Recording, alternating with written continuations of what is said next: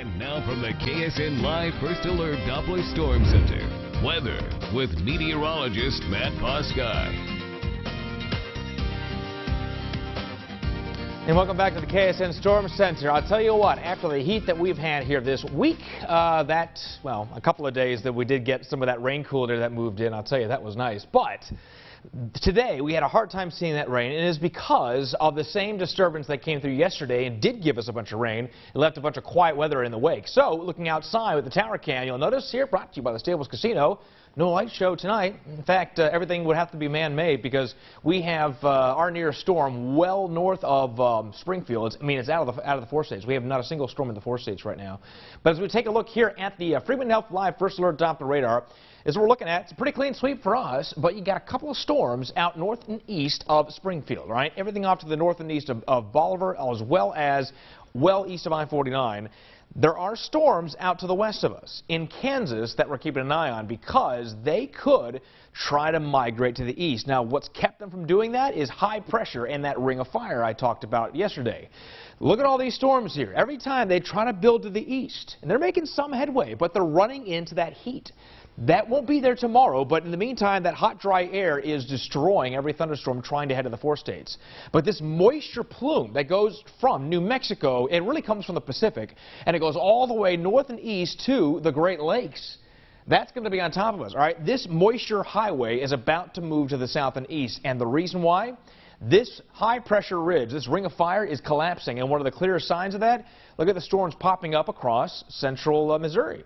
So north of Springfield. Now, yesterday, we already had our atmosphere tapped out, all right? So we're not going to have that here, but we would if we didn't see what we did see yesterday. So this high-pressure ridge is collapsing. As we head into tomorrow, we're going to end up seeing this pretty much continue, this trend of just say more unsettled weather. You notice the storms out to the north and west here on future radar by 11 o'clock. We're still seeing them well out to our west. Not going to get much there. The rainfall totals here over the last 24 hours have been less than impressive. Everything is pretty close to zero. The thing is that as we go into tomorrow and then by the end of the weekend, it's going to be a lot different. All right, temperatures right now in the low to mid 80s out there. Not too bad. I would say we're pretty comfortable, although it's a little on the warm side. Your forecast tonight from your local weather authority calling for some mid 70s, quiet, warm, and with storms on the horizon. We may see those storms start to move in as that moisture plume builds over us, even by as early as sunrise tomorrow.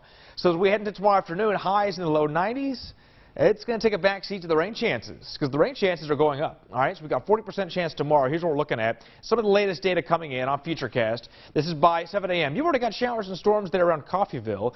You have by 1 o'clock more storms popping up and moving to the north and the east. This is the moisture highway that has been set up out to the west. All right, it's been shoved out west and kept away from us. This is now going to move over top of us. So we're going to see this. All right, we may not get rain nonstop. I mean, it's not impossible, but it's hard to get this time of the year.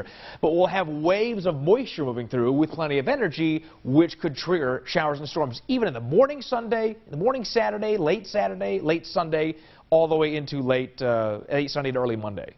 So we'll have those rain chances sticking around. Here's your 7-day forecast. Notice the 40% Saturday, 30% Sunday, and then you go up to 40% again Monday. Now, the reason I dropped it a little bit on Sunday, even though Sunday looked a bit more active, it's not a guarantee.